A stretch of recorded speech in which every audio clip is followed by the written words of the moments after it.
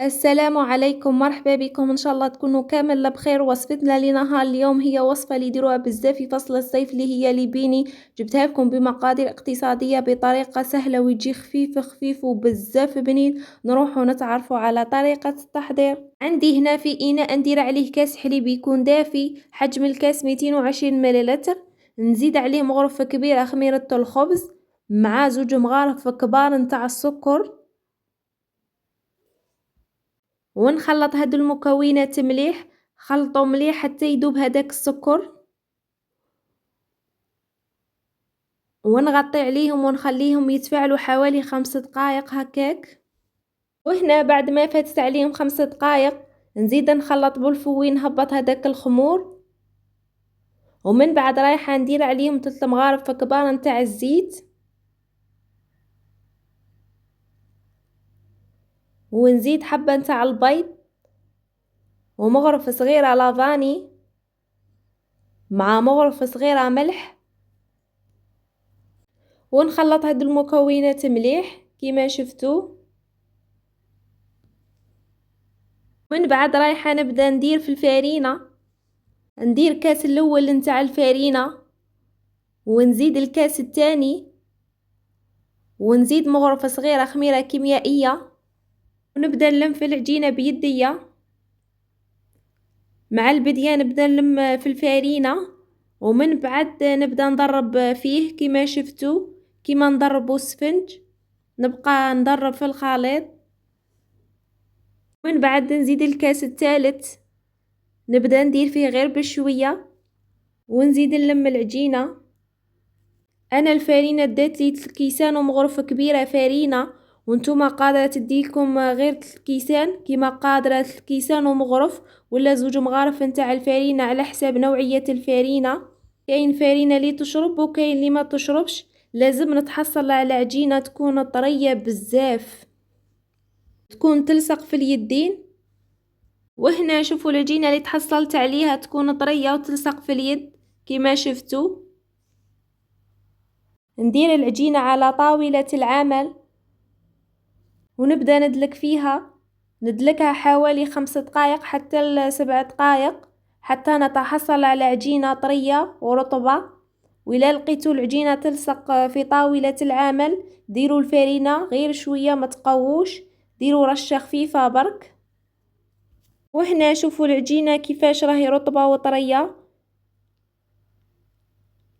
نعاود نجيب الإناء نتاعي نرشه بالفارينة وندير العجينة.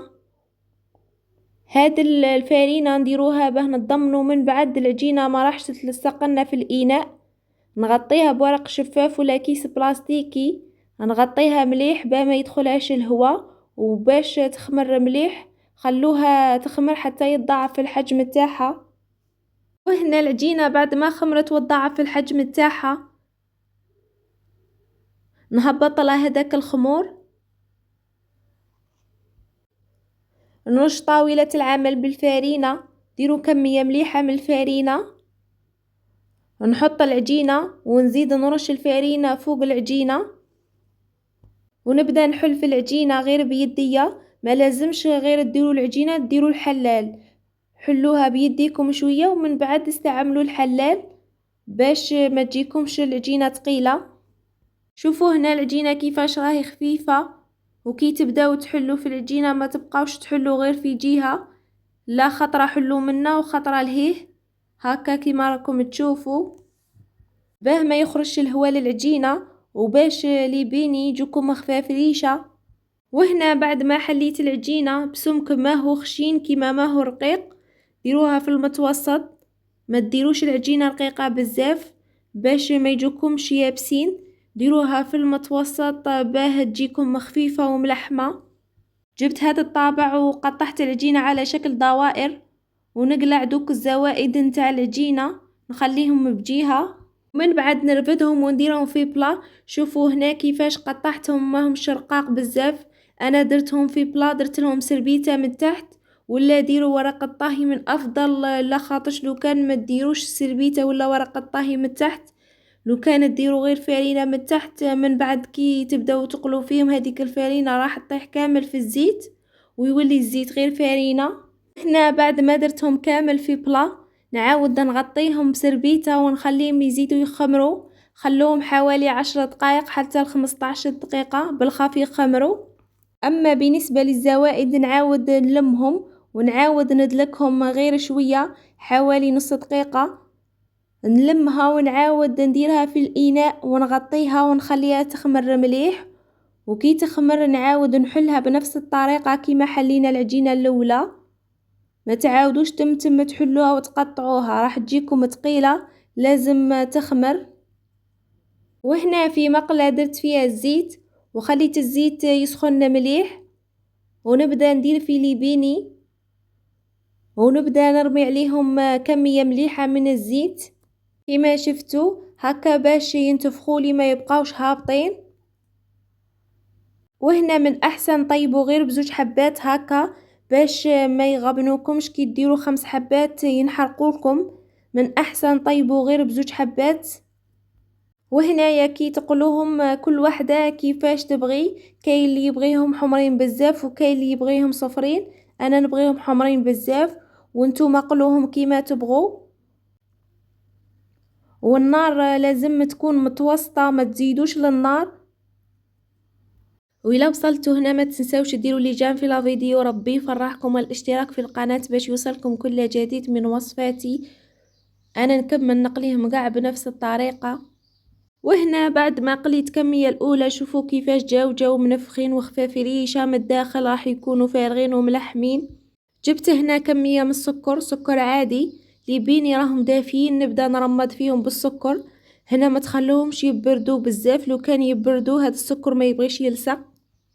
نرمدهم هكا من كامل الجوانب من الفوق ومن التحت بهذه الطريقة. ومن بعد ما كملت ورمدتهم نجيب مقص ونبدأ نحل في الحبات نتاع ليبيني بهذه الطريقة. هنا استعملوا مقص خير من الخدمي. شوفوا هنا كي قطعتها شوفوا كيفاش راهي خاوية من الداخل، والطبقة من تحت ومن الفوق ما راهيش رقيقة حتى تحسوها راح تتقطع. راهي طبقة من تحت راهي ملحمة وراهي خفيفة. كي نحلهم نعمرهم بالمعجون كيما تقدروا تعمرهم بالشيكولا ولا بكريم باتيسير، كل وحدة تعمرهم بواش تبغي.